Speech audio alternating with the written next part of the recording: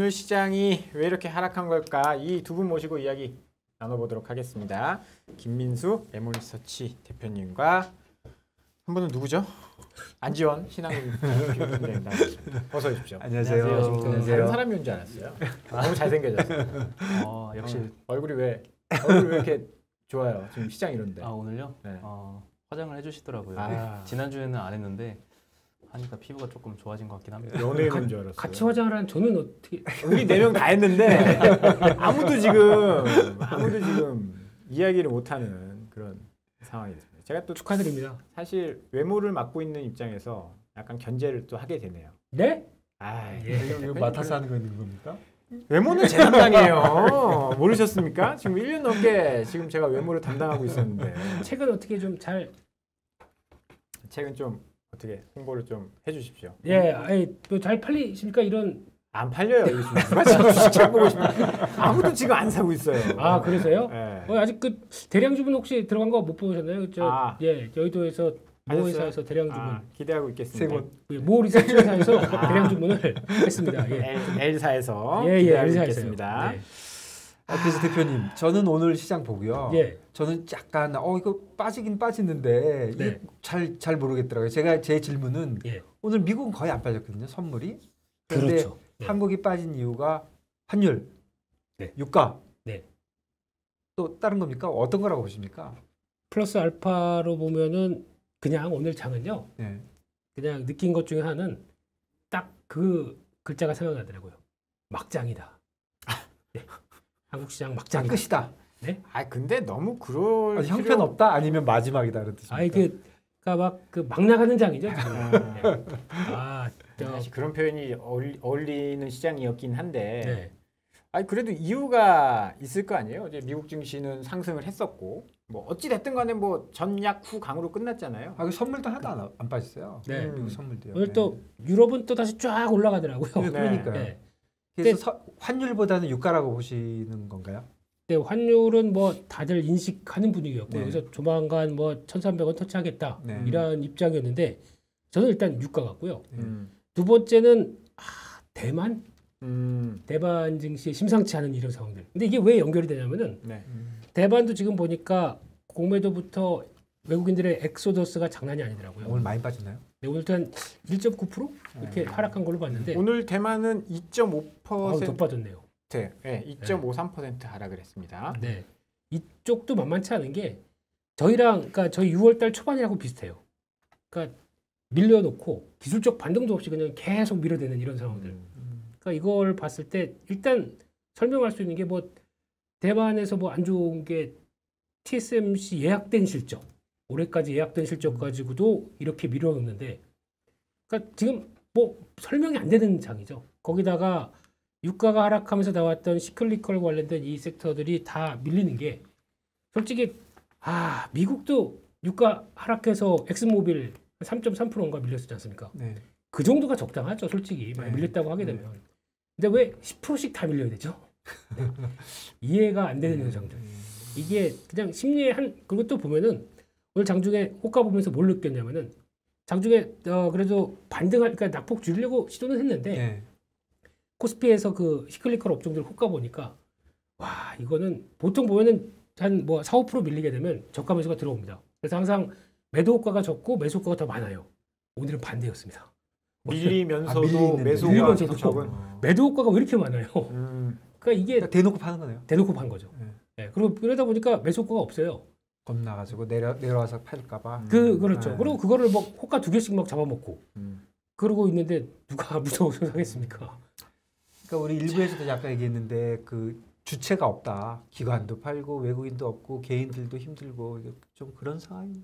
네, 사실 하신 말씀에 동의하는 게 참 수급이 부족한 것 같아요. 사줄 사람이 없는 게 요즘에 뭐 금리가 오늘 떨어진 것도 금융주에는 굉장히 크게 작용을 했고, 그리고 또 원자재 많이 빠지고 유가 떨어진 것도 분명히 이제 원자재 가격이 떨어지면 피해를 볼 업종도 있겠지만 그런 업종은 굉장히 많이 떨어졌고 오히려 수혜를 볼 업종도 있거든요.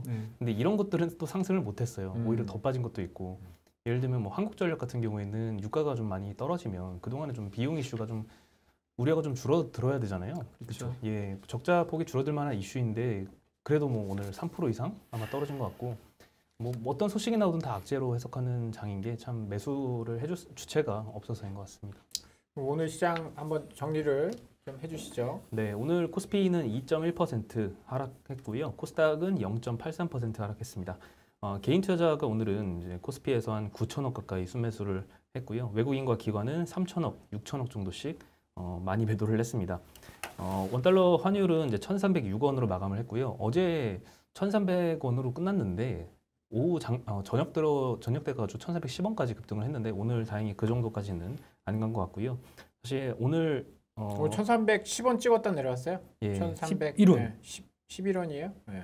13원? 그게 뭐가 중요하겠습니까? 아니, NDF에서 1,310원 넘었었어요. 예. NDF는 그러니까 뭐, 12원까지 올라갔었는데 우리 11원까지 올라갔다가 그래도 좀 안정을 찾았다고 해야 되나 이거? 상승폭을 좀 눌러놓은 네. 거죠. 예, 예. 네, 오늘 그래서 뭐 의료 정밀이나 이제 의약품 섹터를 제외하고는 대체적으로 그냥 다 빠진 업종이 다 대부분이었고요. 의료 정밀 섹터에서는 ST 바이오센서가 1% 오르면서 이제 업종 상승률을 기록을 했는데 랩지노믹스 같은 요즘 코로나 진단 키트주들이 한 4% 정도 오늘 좀 상승을 했고요.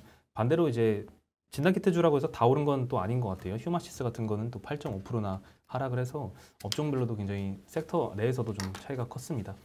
의약품 섹터 내에서는 좀 중소형 의약품 회사들이 좀 두 자릿수 상승한 회사도 좀 있었고 서비스 업종도 오늘 세 번째로 많이 상승을 했는데요. YG가 오늘 6% 올랐습니다. 그리고 YG 플러스가 16% 올랐는데 블랙핑크 불핑 컴백한다는 소식이 나왔죠. 아주 좋습니다. 누구 좋아하세요? 불핑.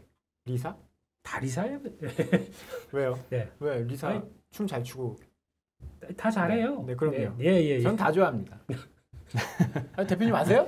블랙핑크 아세요? 와, 이걸 지금 입술이 지금 떨려 지금 가수죠? 약간 음방을 장면까지만 업데이트가 되어 있으신데 블랙핑크 이야기 나오니까 제가 지금 이렇게 가수라고 진짜 농담이고요. 네. 제가 큰일 나죠 그렇게 하면. 아. 저도 압니다. 제가 제가 이름을 모를 뿐이지. 예. 그래서 오늘 네. 뭐 엔터도 나쁘지 않았고 그리고 컨텐츠 중에서 이제 저는 A 스토리가 좀 눈에 띄더라고요. 오늘 14% 상승했는데 이상한 변호사 우영우라는 넷플릭스 드라마 요새 보셨어요? 엄청 재밌다고 하더라고요. 저는 뭐 못 봤는데. 예, 방영 2회 만에 1위를 기록을 했다고 합니다. 한국 넷플릭스에서. 그리고 이게 또 웹툰으로도 제작한다는 소식에 오랜만에 이렇게 콘텐츠가 흥행을 해서 이렇게 크게 급등을 한 케이스였고요. 음식료 섹터는 그나마 좀 잘 방어를 했습니다. 오늘 롯데칠성, SPC 삼립, 삼양식품은 2, 3%씩 상승했고요. 아마 원자재 가격이 좀 하락한 게 잘 작용을 한 것 같습니다. 수급을 보면 약간 특이한 게 있더라고요. SKI 테크놀로지가 지금 블록딜이 돌아가지고 네. 오늘 제가 봤을 때 오늘 종가의 기관 매도가 한 6천억 정도였는데 이거 8천억으로 늘어서 뭔지 봤더니 네. 블록딜이 한 2천억 돌았더라고요. 이런 거 보면 지금 사실 상황이 안 좋긴 안 좋은 뭐 가격 이런 거 공모가보다 훨씬 낮은 가격에 사모펀드가 그냥 그렇죠.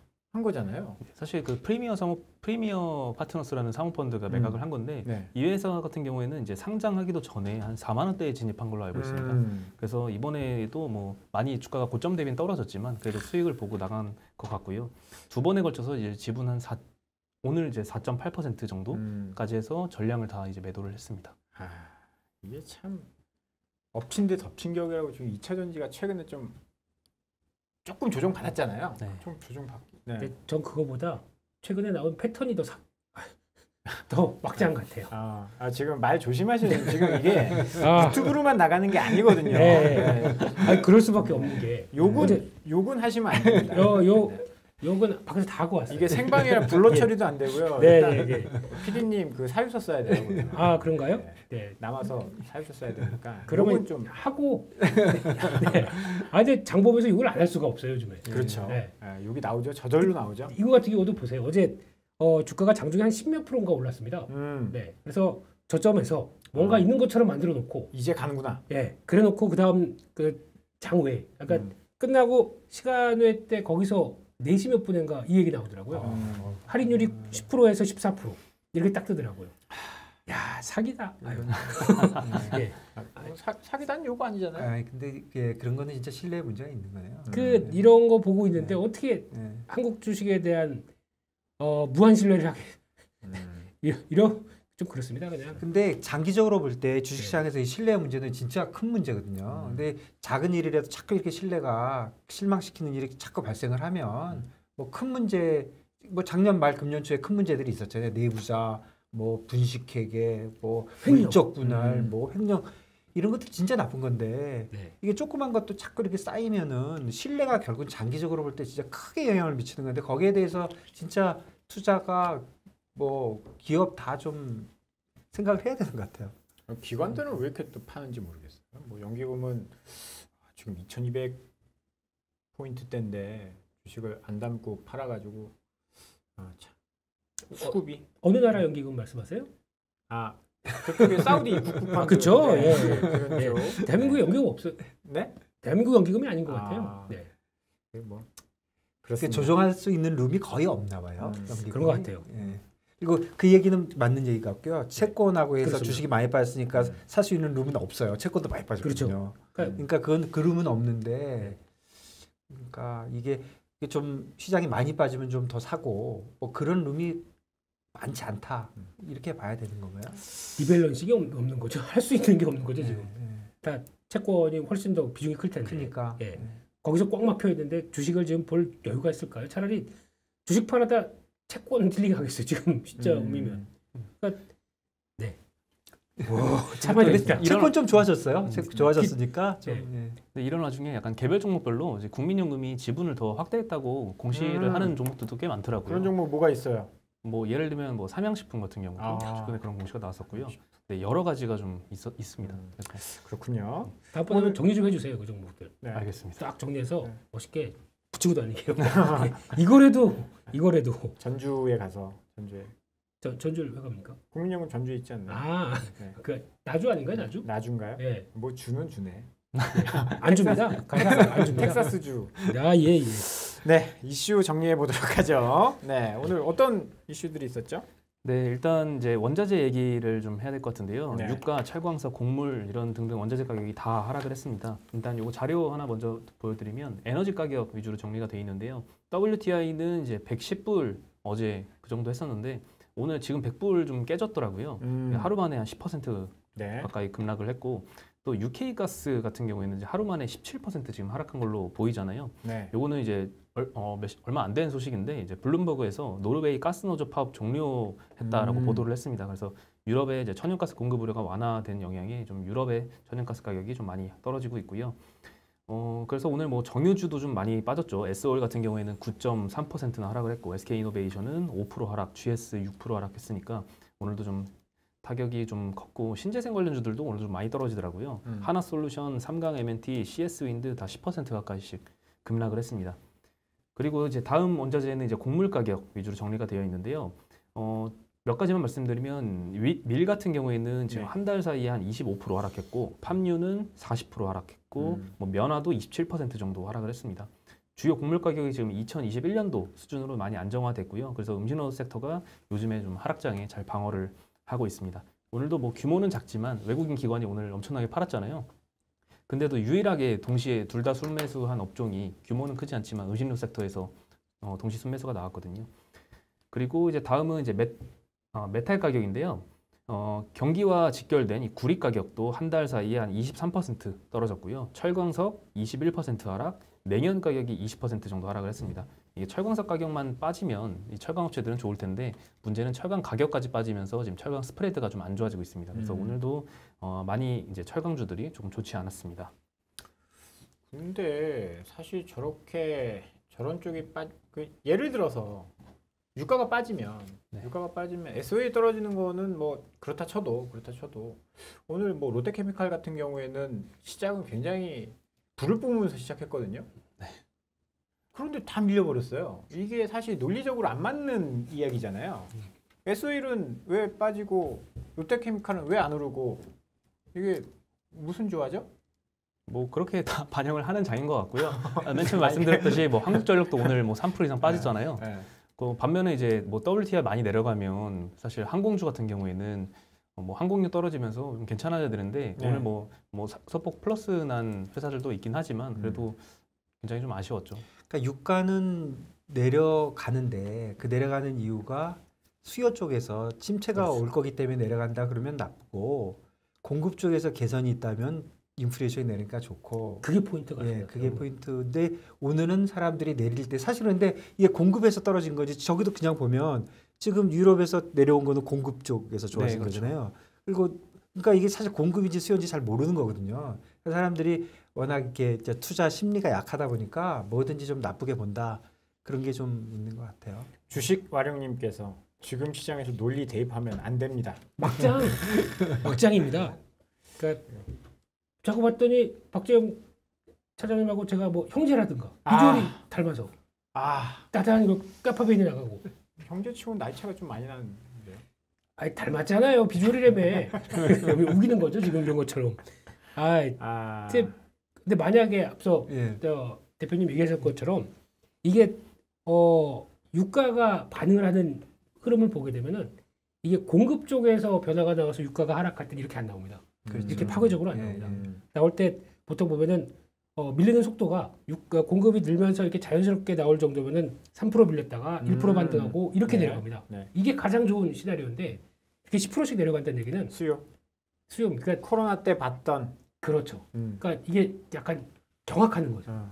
그 뭐라 그러지? 그걸 딱 보고 뭐 깜짝 놀라는 이런 반응들이 나온다는 거. 네. 이게 유가에서는 제일 안 좋습니다. 그 유가 말고 저 다른 것들 있잖아요. 저렇게 지금 저 뭐 20% 40%막 이렇게 빠지는 거 네. 저런 거는 주식시장에 좋은 겁니까? 좋은 회사도 있고요. 안 좋은 회사도 이게 전체적으로 보면. 전체적으로 보면요. 예. 안정화되고 있다는 그러니까 측면에서는 인플레이션 좋아지는 거 그렇게 보면 안 됩니까? 그렇게 봐도 되지만 요즘은 어떤 현상이든 다 안 예. 좋게 해석을 하잖아요. 경기 침체 온다고 좀 해석을 많이 예. 하죠. 그러니까 저렇게 급락하는 건 아까 이야기한 수요, 예. 경기 침체 이런 걸 반영하니까 그러니까 적어도 똑같이 봐야 되네요, 유가 나오고. 그러니까 섹터별로 한번 볼게요. 예. 오늘 뭐 정유는 그렇다고 제가 앞에 네, 말씀드렸듯이 만약에 오늘 신재생 에너지가 급락했습니다. 네. 근데 신재생 에너지가 보통 태양광도 있겠지만 뭐 네. 풍력 이런 것들을 보게 네. 되면은 설치하는 회사들이지 않습니까? 네. 인플레이션 압력이 떨어지면은 만약에 철강 구조물 가격들 하락했다. 네. 그럼 수익성에도 도움이 돼요. 음. 거기다가 물류비 떨어진다. 좋죠. 그러니까. 훨씬 더 좋아져요. 그러니까 네. 작년에 CS 윈드가 실적 부진해서 미스 났다고 주가가 확 밀렸을 때 네. 이것 때문이었거든요. 그럼 이렇게 나오게 되면 주가가 올라야죠. 왜 또 그렇죠. 같이 10% 빠집니까? 음. 또 두 번째 조선 같은 경우도 그래요. 조선 같은 경우도 그럼 후판 가격 안정될 거 아닙니까? 네. 철강 하락하게 되면 네. 그럼 지금 수주 꽉 받아놨는데 그러면 수익성에도 도움되는 거 아닐까요? 아주 좋은 거죠. 네. 높은 가격에 했으니까. 근데 10% 빠졌습니다. 음. 그리고 세 번째 전력기기라고 하는 쪽 오늘 전선 전력기기 이런 것도 다 밀렸는데 구리 가격이 저렇게 밀렸지 않습니까? 거기 대부분 들어가는 게 구리로 들어가는 제품이 많아서 현대일렉트릭 같은 경우 작년 하반기 때부터 실적 매출은 이만큼 나오는데 영업이 다 쪼그라들었다. 그래서 주가 한번 확 밀렸다가 이제 올라오거든요. 근데 이거 반영되게 되면 2분기 실적이 과연 좋을까요, 나쁠까요? 구리 가격이 이렇게 확 떨어졌는데 좋아지는 거. 좋아지겠죠. 예. 근데 10% 가까이 빠집니다. 이게 지금 현실이다 보니까 음. 이걸 뭐 어디다 포인트를 맞춰야 되는지도 모르겠고 밀리면 밀리는가 보다. 근데 이제 항상 약세장에는 항상 이런 모습이 나타나잖아요. 항상 이성적이지 않고 이제 극단으로 시장이 갈수록 이제 감정의 영향을 많이 미치게 되니까 이거를 그러면 좀 이성의 영역으로 돌아올 기점이 뭐가 될까? 저는 그게 좀 실적 발표 시즌이 아닌가 싶거든요. 아니 삼성전자 1분기 실적 좋았어요. 예, 삼성전자는 조금 예외죠. 외국인이에요? 우리 저 실적이 계속 좋았는데 얘기하다가 3개월 결론으로 가면 다 막장으로 계속 가요. 3개월 연속 빠지고 있는데 지금 뭐 되게 잘못하신 것 같아요. 아 근데 이런 건 있는 것 같아요. 이제 주식은 우리가 대부분 사람들이 갖고 있으니까 좀 얘기가 좀 어려운데 뭐 환율 같은 거 보면 이렇게 오를 때 있잖아요. 네. 하나가 오르면 어느 날 제일 이렇게 올라가던 게 툭 떨어지는 이유 중에 가장 우리가 무섭다 그러는 게 프로핏 테이킹이에요. 그렇죠. 이익을 실현하는 거죠. 네. 그런 것처럼 뭔가 이렇게 많이 내려갈 때 유일한 희망이 저가 매수라는 거잖아요. 그래가지고 사람들이 저가 매수 외에는 뭐 바랄 게 있냐. 그러니 이 시장이 끝이 없을 것이다 이렇게 얘기하는 분들도 많이 있으신데 또 맞는 얘기기도 한 것 같고 네. 그렇지만 제가 말씀드리고 싶은 거는 저가 매수라는 그 요인이 있잖아요. 네. 그게 사실 무섭긴 한 거예요. 싸기 때문에 산다는 거는. 그러니까 그렇죠. 근데 사실 뭐 저는 개인적으로 많이 내려왔다고 생각해요. 이 정도 빠졌으면 많이 빠졌잖아요. 하루에 주식 10%씩 빠지는데 무슨 펀더멘탈이 뭐 크게 변했다고 10%씩 빠지는데 그래서 저가 매수의 날이 멀지 않았다. 라고 생각하면 어떻게 되나요? 오늘은 아니고요. 오늘은 아니고. 오늘은 아니시고. 예. 아, 그래서 저가 매수라는 게 사실 되게 바보 같은 거하고 시장하고 맞지 않는 것 같지만 시장에 항상 저가 매수가 있거든요. 많이 빠지면.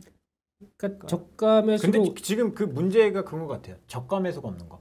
그러니까요. 제가 그 말씀을 저가 드렸는데 매수가 저가 매수가 어느 날 나오는 그러니까 아까 일부에서도 말씀드렸는데 내일 아침에 일어나서 어떤 뉴스가 나와야 주식이 올라갈까 생각을 해보니까 제일 쉬운 거 우크라이나 전쟁이 하루아침에 싹 없어진 거예요. 그런 거. 딱 그거 외에는 생각할 수 있는 것도 없어요. 유가는 오르면 좋은 거야 내리면 좋은 거야 이것도 헷갈리죠. 뭐 다 헷갈리니까. 그러니까 그야말로 사람들이 저가 매수를 하면 오르겠구나. 그런 생각이 드는 시점까지 온 거죠. 그러니까 많이 내려왔다고는 진짜 느낍니다. 그런데 참 전환점이 좀 없네요. 저희가 저가 매수 열심히 하고 있습니다. 오늘도 8,900억씩 사면서 네. 지금 뭐 6월 한 달 내내 저희 다들 쌈짓돈 사가면서 이렇게 네. 계속 저가 매수 네. 하고 있습니다. 개인들이 하고 많이 내려오는 게 여기까지 왔네요. 그러니까 더 이상 어떻게 더 저가 매수를 하려는지 이게 시장한테 묻고 싶습니다만 또 욕할 것 같아서 참겠습니다. 외국인이 사줘야 되는데 지금 환율이 계속 이렇게 올라가는 와중이니까 사주기 힘들 것 같고 좀 환율이 안정돼야 그래서 되지 환율에 않을까요? 대해서는 제가 조금 그동안 쭉 얘기했던 것 중보다 조금 제가 좀 생각을 조금 바꾼 게 하나 있는데요. 그 전에는 어떻게 했냐면 1,300원으로 막을 수 없는 장을 계속 막고 있으니까 한꺼번에 팍 올라갈 수도 있다 이런 생각을 했는데 뭐 이제 하도 답답하니까 저도 어떤 생각이 좀 드냐면 그 한국은행이 달러를 계속해서 팔 수밖에 없는 상황이에요, 사실은. 그게 조금 이게 좀 어떻게 보면 궤변인데요. 네. 시장에서 이게 개입을 안 해도 되는 시장이 있거든요. 예. 그런데 시장이 막 올라가면 한국은행이 팔려면 좀 이상한 거예요. 저 사람들 왜 팔지? 그런데 요즘은 매일 팔아야 돼요. 수급이 안 맞아서. 뭐 일부 말에 의하면 20억 불 팔아야 된대요, 하루에. 그러지 않으면 아예 안 맞는데요. 한 10억 불만 팔아도 되는데 가수요가 있기 때문에 20억 불 팔아야 된대요. 그러니까 어차피 한국은행이 매일 팔아야 돼요. 하루도 안 빼고. 그러면 파는 가격을 조정을 할 수도 있지 않느냐. 그러면 좀 안정적으로 좀 이렇게 확 뛰는 건 없고 올라가더라도 안정적으로 갈 수도 있고 그다음에 이제 장기적으로 오르는 쪽은 피할 수 없는 것 같고 오르긴 올라도 그러니까 이렇게 확 많이 올라가고 이런 거는 아닐 수도 있고 그다음에 또 한 가지는 외국인들도 이 정도 레벨이면 우리 항상 그러잖아요. 외국인들은 환율이 올라가면 안 산다. 네. 그런데 이런 외국인들은 없나요? 야, 이 정도면 많이 왔는데 여기서 먹으면 2배로 먹겠네. 이런 생각? 천춤에 이런 거예요. 2배로 먹겠네. 이런 생각 안 하나요? 아 그거는 대표님이 그쪽 이제 외국계 해보셨잖아요. 아니 그런 사람 있거든요. 네네네. 근데 요즘은 왜 안 들어오냐고 물어보는 거예요. 그러니까 그런 인간들은 다 어디 저희가 갔냐는 거지. 저희가 여쭤보고 싶은 네, 게 그러니까 어느 정도 가면 나오거든요. 2배로 먹겠다고 생각하는 사람도 나와요. 시장에 이런 사람도 있고 저런 사람도 있으니까. 그런데 그런 사람들은 다 집에서 자고 있는지 요즘은 좀 저런 사람이 없는 거죠 지금. 그 저런 사람들. 예. 네. 저런 사람들이 있었으면 제가 보기엔 여기까지도 안 왔습니다. 그러니까 지금 포지션 자체가 외국인들 보고 있으면은 그러니까 풀 생각이 없어요. 하방 포지션을 쭉 구축해가지고 간혹적으로 뭐 만기 옵션, 미니 옵션이라고 또 목요일마다 있지 않습니까? 그런 때 살짝 들어갔던 뭐 풋 옵션 정리하고 뭐 이런 청산 기준 나오는데 생각 자체가 이걸 풀 생각이 없더라고요. 그럼 금년에 얼마나 줄은 거죠? 외국인이? 네. 통 중국에 16조, 17조 정도 네. 팔았어요. 상반기 중에. 6월 달까지 그 정도 팔았습니다. 네. 거기다 작년에 24조 팔았고요. 그러니까요. 합치면 40조인가요? 네. 그 2년 동안에 판 거만큼을 상반기에 외국인들이 공매도로 40조를 하고 42조 하고 있습니다. 정확하게. 안 풀립니다. 이거 지금. 그러니까 지금 포지션 딱 그려놓고 어디까지 밀어주겠나 한번 보자 이러고 있는 상황들인데 아, 지금 현재 공매도 상태가 40조예요? 42조입니다. 상반기에만 42조 공매도 들어갔어요. 그건 누적으로. 네. 그럼 풀 생각도 전혀 없고 이런 쪽에서 그러면 뭔가 액션이 좀 들어와야 될 텐데 마지막 남은 액션 그거 아닐까요? 공매도 금지. 이걸 해도 해줘야 그래야 뭐 저는 푸는 거 지금 아닐까요? 생각하는 게 공매도 금지도 중요한데 바이든 왔을 때 그 통화 수합 했어야 돼요. 그러면 1,300원 지금 이거 갈 수가 없는. 근데 그럴 의도로 오지 않았지 않습니까? 솔직히 그렇죠. 이번에? 네. 아니 주기만 주고 공장만 주고 지금. 그러면 제가 이거는 잘 이해를 제가 못하고 있는 문제일 수 있는데 그 42조라는 게 네. 지금 현재 공매도가 42조가 있다 이렇게 딱 그렇게 이해하면 보시면 됩니까? 돼요. 올해만. 올해만 네. 그러니까 네트로 이렇게 다 계산해 볼 때 네.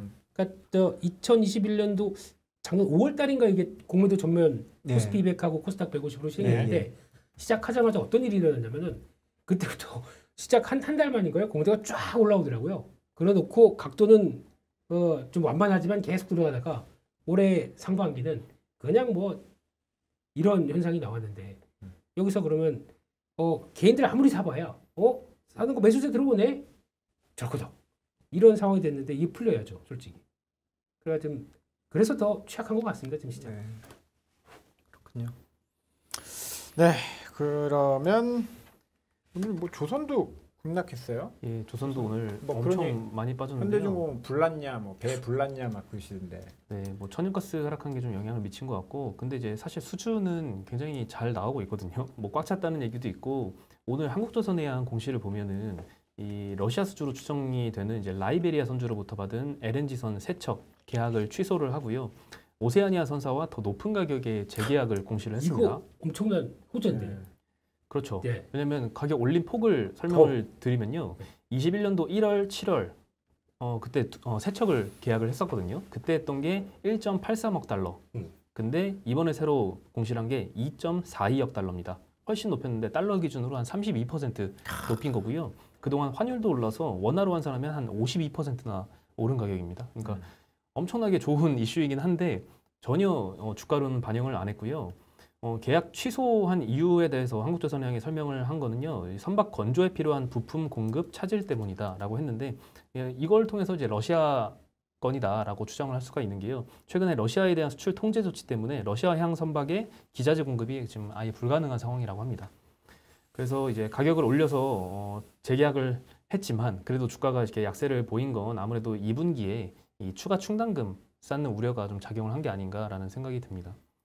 실제로 이제 조선사별로는 이제 상황이 다르겠지만 1분기에 좀 많이 충당금을 이미 반영을 해서 2분기에는 추가로 많이 반영을 안 해도 되는 그런 조선사도 있는 반면에 정반대의 상황인 경우도 있는 것 같더라고요. 그래서 오늘 참 호재도 반응이 전혀 없었던 하루였고요. 아니 철광석 가격 떨어지면 후판 가격 떨어져서 충당금 환입될 수도 그렇죠. 있다고 그렇게 얘기했는데 뭐 이거 떨어지니까 철광석 가격 떨어지니까 주가가 근데 같이 문제는 떨어지고 이제 앉아 있으면 원자재가 최근에 이제 안정세로 많이 갔는데 네. 6월 한 말쯤부터 좀 많이 안정세로 갔거든요. 그래서 네. 2분기 전체적인 비용을 보면은 크게 뭐 CPI도 그렇잖아요. 6월 CPI CPI는 떨어지지 않겠어요? 저렇게 많이 떨어지면? 떨어지겠는데 네, 그 네. 떨어지는 본격화되는 게 네. 아마 7월부터 좀 반영이 되지 않을까. 그리고 또 2분기 실적을 보면은 비용 감소되는 효과가 그렇게 크지는 않을 수도 있을 것 같습니다. 그러면 7월부터 좀 CPI 떨어지고 그러면 사람들이 그래도 한 번 떨어진 거는 안 되고 두 번은 봐야 된다. 뭐 이런 얘기하면 8월도 보고. 그렇겠죠. 네. 근데 이게 문제가 아니라 네. 지금 걱정하는 거는 이제 비용, 그러니까 C의 문제가 아니라 네. 이제 Q의 문제가 나오기 시작하는 거죠. 쉽게 얘기하면은 경기가 위축됐을 때 네. 그거를 이제 기업들이 이제 이번 실적 발표하면서 제가 보기엔 제일 중요한 거는 전망입니다. 어차피 뭐 이런 상황 쪽에서 다들 그런 얘기 할 거예요. 하도 뭐 국면이 뭐 제각기 움직이는 상황이다 보니까 이거를 기업들이 어떻게 이해하느냐에 따라 달렸는데 그래도 그나마 사정을 잘하는 건 기업들이기 때문에 거기서 하반기의 전망에 대해서 아마 시장의 관심은 뭐 C는 하락하니까 좀 도움이 될 거다라고 하는데 P는 뭐 다 제각각 다르니까 근데 Q에 관련된 문제를 어떻게 전망을 하느냐에 따라서 특히 이번에 내일 삼성전자 실적 발표할 때도 그게 네. 아마 내일은 안 하죠. 아예 안 하죠. 내일은 잠정이라서 네. 네. 그러니까 7월 말에 하겠죠. 맞습니다. 셋째 주에 그럼 일정이 어떻게 되나요? 미국하고 우리나라하고 앞으로 중요한 그 일정들이 실적 발표가. 그러니까 내일 삼성전자, LG전자 나오고 네. 네. 그리고 이제 국내 기업들은 저 7월 중반 이후로 가고 네. 이제 해외 기업들이 나오기 시작하는데 7월 19일인가부터 그때부터 이제 뭐 테슬라, 뭐 넷플릭스가 먼저죠. 지금 미국은 다음 주부터 이제 금융주 미국은 금융주가 합니다. 제일 먼저 실적 발표하고 펩시코가 먼저 네. 펩시코. 네. 그거다. 금융주 네, 나오기 시작하고 그다음부터 금융주 모건 스탠리부터 블랙락하고 이렇게 쭉 나오고 그다음에 이제 그때부터 그 다음 주부터 이제 그러니까 그게 제일 큰 이슈겠네요. 네. 그러니까 앞으로 전망에 대해서 경기 침체와 연관된 전망 수치. 그렇죠. 그래서 이제 거기서 나오는 게 이제 또 많이 볼 것 중에 하나가 기업 재고에 대해서 다음 주 그 수요일인가쯤에 미국 기업들의 기업 재고 발표가 되거든요. 그것도 한번 눈여겨봐야 될 것 같습니다. 네. 네. 네, 그래서 보신가요? 오늘 뭐 조선주도 뭐 현대미포, 현대중공업, 대우조선, 뭐 한국조선해양 다 8, 9%, 뭐 10%까지도 많이 하락을 했고요. 기자재주들도 특히는 이제 LNG 밸류체인들은 좀 그동안 많이 올랐었거든요. 하락장에서도 좀 방어를 굉장히 잘했는데 오늘은 막 성광밴드, 한국카본, 동성화인텍 막 7에서 11%까지 전부 다 이제 급락을 했습니다. 오늘 뭐 그러니까 지수는 사실 2% 빠졌는데 업종별로 보면 태양광, 그러니까 뭐 신재생, 네, 그다음에 에너지, 그리고 아까 조선. 네, 조선 이런 것들은 뭐 10%씩 그냥 그냥 시가총액 별로 높은 것들이 별로 안 빠지잖아요. 높은 건 그치? 아니지만 네. 그러니까 시가총액 제일 윗 상단 쪽은 그래도 좀 나은 거죠. 그래도 SK하이닉스는 요즘 외국인들이 삽니다. 그나마 예, 근데 티도 안 나고요. 아, 그러니까 이런 쪽에서 10%씩 빠지는 기업들이 네, 뭐 LG에너지솔루션이 2위인데 오늘 2.5% 정도 올랐거든요. 그래서 이런 것들이 좀 코스피는 어느 정도 방어는 좀 해준 것 같습니다. 삼성전자가 조금 떨어졌고 네. 하이닉스나 LG 에너지솔루션이나 그쪽 좀 덜 빠지고 그랬는데도 약간, 전체적으로 네, 이렇게 빠진 거는 중위권에 있는 종목들이 아주 그냥 업종별로. 그래서 오늘 충격이 조금 있으셨을 거예요. 충격이. 최근에 가면 잘 버티던 것들이 10%씩 한 방에 날아가니까 대응할 수가 없잖아요. 그러면. 네. 그 2%씩 이렇게 빠지면 한 4% 빠져서 손절해야지. 근데 그게 아니고 하루에 그냥 10%가 날아가 버리니까 이건 뭐 대응도 못 해버리고. 그렇죠. 네. 그러니까 이게 버텼던 게 빠지기 시작하고 네. 오늘 장에서도 느끼는 게 뭐냐면은 그러니까 좀 그러니까 주도주라고 주도주 시장보다 선전했던 섹터들은 여지없이 기회만 뭔가 나온다 그러면은 막 팔 준비하고 있어요. 이게 그러니까 순환 매도죠. 순환 매수는 없고 순환 매도만 있습니다 지금. 순환 매도. 네. 거기다 지금부터 걱정이 되는 거는 그렇게 고개 들고 올라오는 게 무서워요. 반대로 말씀드리면 그러면 만약에 요즘 선전하는 거 뭐 있죠? 바이오, 셀트리온 막 올라오더라고요. 네. 좀 무서워요 오히려. 또 뭘 갖고 또 장난치고 저렇게 뺄까? 또 계속 외국인들이 또 좀 사더라고요. 사는 것도 무서워요 이제. 뭔 짓을 하려고 살까? 사람이 이렇게 의심병이 들 수밖에. 제가 그게 아니라 시장이 이렇게 만들었어요. 저는. 맞아요. 예, 시장이 그런 상황 쪽에서 그래도 조금 색깔이 약간 바뀌었다고 느끼는 게 그동안에 오늘 보면은 뭐 카카오, 엔터, 콘텐츠, 뭐 게임 이런 쪽은 약간 돌아서기 시작하더라고요. 네. 이게 이제 미국 영향이겠죠. 미국의 그렇죠. 빅테크 예. 올라오면서 그래도 금리가 내렸다. 예. 이걸 가지고 영향을 받는다고는 보는데 근데 이것도 참 보고 있으면은 처절한 게 그렇게 빼놓고 맞아요. 네. 6분의 6% 빠진 다음에 2% 오르면 그건 그거 아시죠? 예. 10%씩 3번 빠지고 10% 3번 오르면 그거 본전 안 본전 안 가요. 갑니다. 예. 9% 손실입니다. 그거 본전 안 가요. 책에 쓰셨죠? 무슨 책에? 어쩐지 여기 다 나와 있어요. 왜 레버리지 이런 거 하면 안 되느냐? 하한가 갔다가 상한가 가면 9% 손실이에요. 왜냐하면 원본이 줄어들기 때문에. 그렇죠. 상한가 갔다 하한가 가도 마찬가지고. 그렇죠. 원본이 늘어나서 손실폭이 더 커지기 때문에. 그래서 절대 레버리지 쓰시면 안 됩니다, 여러분. 야 이런 주옥 같은 얘기들 다면 저런 책들이 왜 안 팔릴까요? 주식은 왜 안 오를까요? 아, 지금 누가 이 책 보고 싶으시겠어요, 지금. 아 이제 이럴 때일수록 공부해야죠. 말들을 다듬고 욕도 하시면서 공부하셔야죠. 아, 목이 메이네요. 네, 죄송합니다. 아, 뭐 근데 그 성장주의 이야기가 좀 나왔으니까 말인데 저는 오늘 약간의 희망을 봤었던 것이 금리가 빠지면서 낙폭과대 성장률이 좀 올라오는 거 아니냐. 이게 어제 미국 증시에도 약간 그랬었거든요. 네, 그렇죠. S&P나 다우는 별로였는데 나스닥이 이렇게 올라오니까 거기에 대해서 기대감 좀 가지신 분들도 있으셨을 거예요. 금리가 지금 좀 빠르게 빠지고 있으니까. 성장주는 두 분 다 어떻게 보고 계세요? 금리가 얼마나 더 빠질까요? 그래서 오 날카로운 질문. 음. 야 금리가 얼마나 더 빠질까? 카카오 네이버를 네. 도로 회복시켜 줄 수 있을 정도까지 빠질 것이냐, 지금 하락하는 게 지속성이 있을까에 대한 의구심이 좀 들고요. 그리고 지금은 이제 멀티플을 높게 주는 시장이 아니잖아요. 금리가 계속 일단 올라가고 계속 인상을 하고 또 7월 달에도 50bp 인상 얘기가 나오니까 참 한계가 있지 않을까 이런 생각이 듭니다. 국내 금리를 얘기하면 그 지금 빠질 때 3년, 5년, 10년이 좀 비슷하게 이렇게 내려왔어요. 근데 저는 오히려 짧은 쪽은 좀 과다하게 빠졌다는 생각이 들어요. 짧은 쪽은 진짜 1년, 2년 동안 인플레이션이 높기 때문에 진짜 마이너스 금리거든요. 10년은 얘기가 다른데 그래서 아래쪽이 좀 많이 과도하게 빠졌다. 전체적으로 빠지는데 좀 많이 빠졌다. 그런 생각이 들긴 해요. 그래서 금리 쪽에서 그 수혜를 보려면 진짜 미국 금리가 안정되기 전에는 사실 이런 건 있어요. 미국은 금리를 정책 금리를 아무리 올려도 시장 실세 금리는 자기 마음대로 움직여요. 맞습니다. 네. 근데 우리는 달라요. 우리는 금리 올리면 뭐 장기 금리 이런 거 따로 없다고요. 거의 다 변동 금리고 그렇기 때문에 뭐 코픽스 이런 게 있어가지고 네. 올리면 다 따라 올라요. 그러니까 결국 우리는 금리를 올리는 거를 뭐 기정사실화돼 있잖아요. 그러니까 미국은 올려도 위에가 내려오는데 우리는 올리면 따라 올라가기 때문에 금리 인상으로 뭐 그런 수혜를 본다는 거는 국내 기업들은 조금 아직은 조금 섣부르지 않느냐. 그리고 단기 금리가 너무 빨리 빠지는 게 아니냐 그런 생각도 좀 들고 합니다. 그러면 대표님은 다음 주 빅스텝 간다고 생각하십니까? 저는 네 그렇다고 네. 생각합니다. 그 여기서 또 흔들리면 만일에 50bp 올라가면 네. 뭐 그냥 제 시나리오를 써보면 네. 50bp야 잘 됐네 하고 좀 모르다가 팍 빠질 것 같아요. 아, 이것들 진짜 못 믿겠네. 그리고 불확실성이 확 늘어나니까 어떤 게 빠진다는 말씀이시죠? 주식이요. 주식이. 그러니까 50을 만일에 올리면 70 올리다 50 올리니까 조금 이제 좋아진 거 아니야 이렇게 생각하다가 감각에 곰곰이 생각해 보면 진짜 페드 진짜 잘 못 믿겠네 이런 생각이 들까봐 저는 항상 신뢰가 문제라고 생각하거든요. 그래서 네. 이번에는 75 올리고 예. 장래에 대해서 좀 더 확실하게 조금 더 구체적인 가이드라인을 줬으면 시장이 좋고 뭐 엉뚱한 소리 하고 잘 모르겠다는 소리 하고 이러면은 좀 안 좋고 그럴 것 같아요. 이게 저는 75bp 올랐으면 좋겠고요. 네. 그리고 또 오를 것 같고 그렇습니다.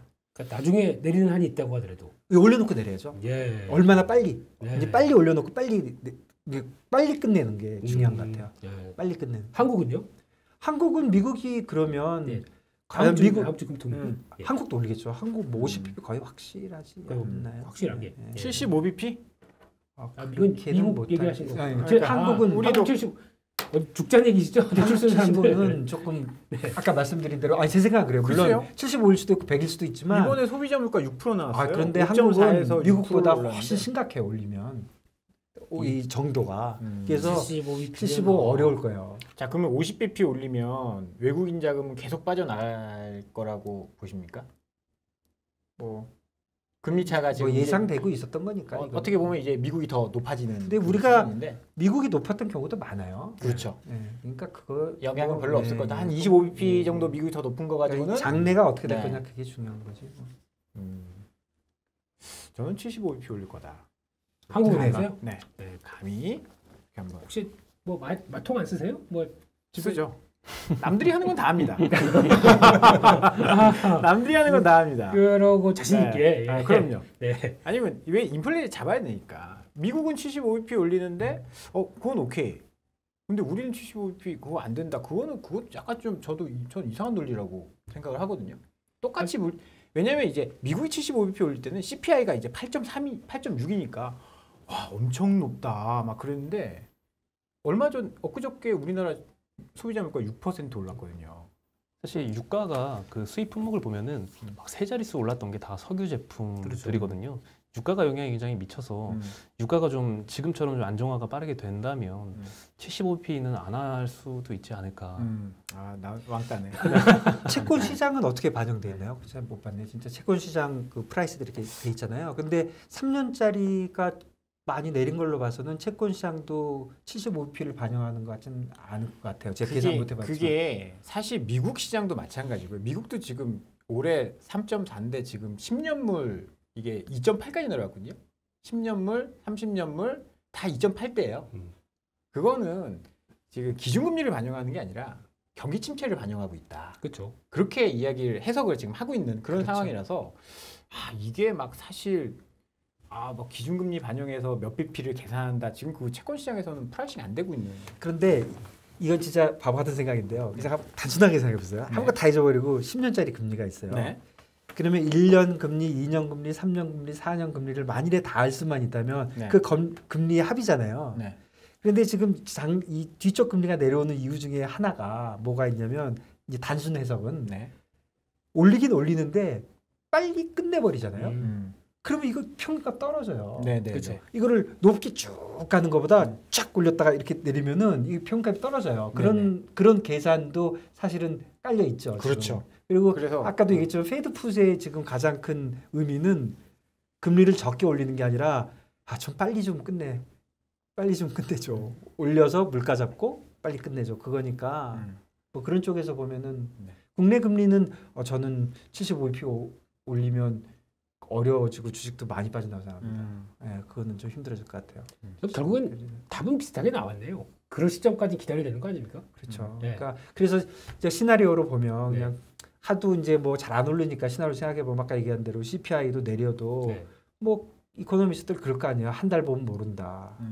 7월 20일, 뭐 네. 8월 20일, 9월 뭐 실적 발표 네. 이렇게 보면은 본격적인 상승은 조금 기다려야 되지 않냐 그런 생각이 좀 들긴 합니다. 그 사이에 빠지는 게 문제죠. 네. 버티는 게 아니라 더 밀리는 게 문제죠 이게 지금. 그렇죠. 네. 어렵습니다. 더 밀리면 올라도 남는 게 없으니까. 그렇죠. 10%씩 계속 빠지고 10% 올라온다고 그래도 9% 마이너스를 책에 나왔어요 지금. 책에 나왔습니다. 네. 제가 다 적었습니다. 궁금하시면 네 감사합니다. 네, 그래서 오늘 국고채 금리가 한국 네. 10년물 같은 경우에는 아까 3시 반 장 마감 때 기준으로 13.6bp 정도 빠졌고요. 3년물은 12bp 빠졌습니다. 이게 기준금리 반영하는 게 아니라니까요 지금. 네. 기준금리 네. 반영하는 게 아니라 침체 반영해서 지금 안전자산으로 지금 가는 그런 그런 얘기도 좀 상황이라서. 있긴 해요. 그 우리가 지금 그 유동성이요. 유동성이 그러니까 대출로 유동성이 늘어나지는 않고 있는데 그래도 이 자산가들이 갖고 있는 유동성은 좀 있다고 보는 거거든요. 아직도 부자들이 있다는 거죠. 지금 부자들이 부동산도 못 사고 주식도 못 사니까 채권 쪽으로 조금 돌아오지 않냐. 그 PB에서 그런 얘기 좀 하더라고요. PB에서. 그래서 그렇게 해석하는 사람도 있었어요. 좀 맞는지는 모르겠는데 그렇잖아요. 부자는 항상 있는 거니까. 네. 부자는 있고 유동성이 우리가 아주 나쁘진 않거든요. 사실 대출은 줄었지만 원래 갖고 있던 자산들은 있는데 부동산 떨어지고 뭐 최소한 뭐 부동산의 기회가 별로 없고 그다음에 이제 주식도 좀 시간이 걸리고 하니까 채권으로 좀 돌아선 게 아니냐 그렇게 해석하는 사람이 좀 있었어요. 생각해보면 그래요. 뭐 이제 자산 배분 하시는 분들이 이게 인플레 때문에 현금 갖고 있어도 날라가고 채권 금리도 막 올라가서 그런데 미국채 안전하게 한 2년 3년 2년물 하더라도 3%대였잖아요. 갖고 있어서 2년 뒤에 3% 수익 나면 주식에서 2-30% 깨지는 것보다 훨씬 낫지 않냐 이런 생각 할 수도 있었을 것 같아요. 후행적이지만 당연히 네. 있죠. 네. 그렇죠. 3%씩 30년을 받으면요. 네. 은퇴한 사람들은 대부분 사람들이 다 오케이일 거예요. 네, 그렇습니다. 오늘 네, 뭐 더 하실 말씀 없습니다, 있으세요? 없습니다. 네. 은퇴하신 분들 만족하세요? 아, 3%? 은퇴했는데 왜 이러고 있느냐 뭐 이런 얘기. 그럴 돈. 예. LG 에너지 솔루션은 뭐 좋은 뉴스가 있었어요. 오늘 뭐 시장에서도 사실 2차전지 막 다 죽는데도 잘 버티고 있었고. 네, 사실 오늘 모든 2차전지 셀 소재가 다 하락을 했는데 LG 에너지 솔루션만 2.5% 올랐거든요. 그 일본의 이스즈 자동차의 이제 전기 트럭형으로 배터리 한 1조 원 정도어치를 공급을 한다라고 이제 한경에서 단독 보도가 나왔고요. 내년부터 양산할 엘프라는 전기 트럭에 4년 동안 원통형 배터리 공급을 한다고 합니다. 그리고 요즘에 참 희한한 게 목표가를 계속 낮추는 리포트가 연일 계속 나오고 있잖아요. 근데 목표가를 낮춘 날은 그렇게 많이 안 떨어지는 것 같더라고요. 오늘도 LG 엔솔이 이제 한투에서 목표가를 57에서 52만 원으로 하향을 시켰습니다. 네. 잠깐. 왜 그러셨어요? 그거를 그렇게 강하게 저는 모르는 일입니다. 왜? 근데 책에 안 나왔어요 그런 내용? 그런 얘기는 예. 조심해야 된다고. 네. 근데 내용을 보면은 장기 전망은 조금 안 좋게 보고 있는데 수정을 했는데 단기 전망은 굉장히 좋게 수정을 하셨더라고요. 일단 2분기에는 이제 1,881억 원 영업이익을 추정을 했는데요. 컨센 대비 한 15% 하회할 걸로 전망을 했지만 일단 3분기부터는 좀 판가의 전가를 좀 하면서 영업이익률도 이제 2분기보다는 훨씬 높아질 것이다라고 보고 있고 22년도 영업이익 전망치 연간 영업이익을 보면 기존 전망치 대비 한 19% 정도 상향을 했습니다. 23년도에도 9% 상향을 했습니다. 근데 문제는 25년도 이후에는 이제 소비자들의 구매력이 악화돼서 2차전지 수요가 한 7.5% 정도 감소할 것이다. 맞아요. 25년도부터는 조금 감소할 걸로 할 전망을 말은 했지만 해야지. 제가 항상 얘기하잖아요. 전기차 비싸다고. 그 얘기예요. 그럼요. 그럼 이게 다른 증권사 리포트였다. 네? 다른 증권사 리포트에도 칭찬할 말은 해야죠. 오. 뭐 무조건 좋다고 하는 그런 사람 안 되는 거예요. 무조건 좋다고 그게 사실 말이 됩니까?